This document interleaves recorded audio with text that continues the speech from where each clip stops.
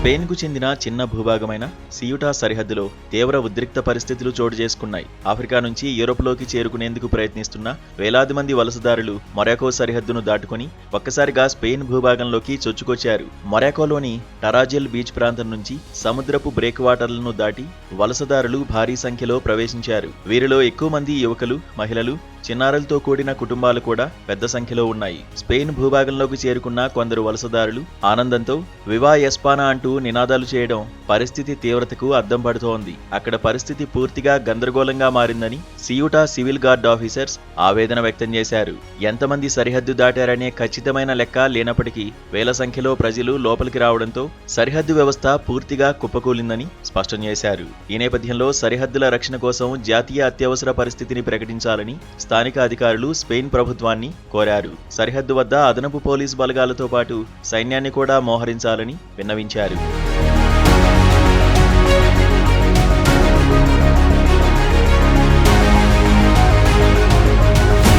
అయితే వలసల ప్రవాహాన్ని జాతీయ అత్యవసర పరిస్థితిగా పరిగణించే అవకాశం లేదని స్పెయిన్ అంతర్గత వ్యవహారాల మంత్రిత్వ శాఖ స్పష్టం చేసింది. అయినప్పటికీ పరిస్థితిని వీలైనంత త్వరగా అదుపులోకి తీసుకువచ్చేందుకు తగిన చర్యలు చేపడుతున్నట్లు వెల్లడించింది. సరిహద్దు పరిస్థితులను అదుపు చేసేందుకు మొరాకో అధికారులతో కలిసి సన్నిహితంగా పనిచేస్తున్నట్లు తెలిపారు. అక్రమంగా సియుటాలోకి ప్రవేశించిన ప్రతి ఒక్కరిని వీలైనంత త్వరగా వారి దేశాలకు తిరిగి పంపేందుకు ఇరు దేశాలు అంగీకరించాయి. ఈ ఉద్రిక్తతలను పరిశీలించేందుకు స్పెయిన్ అంతర్గత వ్యవహారాల మంత్రి ఫెర్నాండో గ్రాండే మార్లాస్కా స్వయంగా సియుటాలో పర్యటించి పరిస్థితిని సమీక్షించనున్నారు. కాగా సియుటాలోకి వలసదారుల రాక గత కొద్ది రోజులుగా గణనీయంగా పెరుగుతోంది. ఈ ఏడాది జూలై 15 నాటికే దాదాపు 3,000 మంది వలసదారులు భూమి లేదా సముద్ర మార్గాల ద్వారా సియుటాకు చేరుకున్నట్లు గణాంకాలు చెబుతున్నాయి. గత వారం రోజుల్లోనే 1,500 మందికి పైగా వలసదారులు ప్రవేశించడంతో అక్కడి ఆశ్రయ కేంద్రాలన్నీ ఇప్పటికే పూర్తిగా నిండిపోయాయి. తాజా పరిణామాలు 2021 మే నెలలో చోటు చేసుకున్న భారీ వలస సంక్షోభాన్ని గుర్తు చేస్తున్నాయి.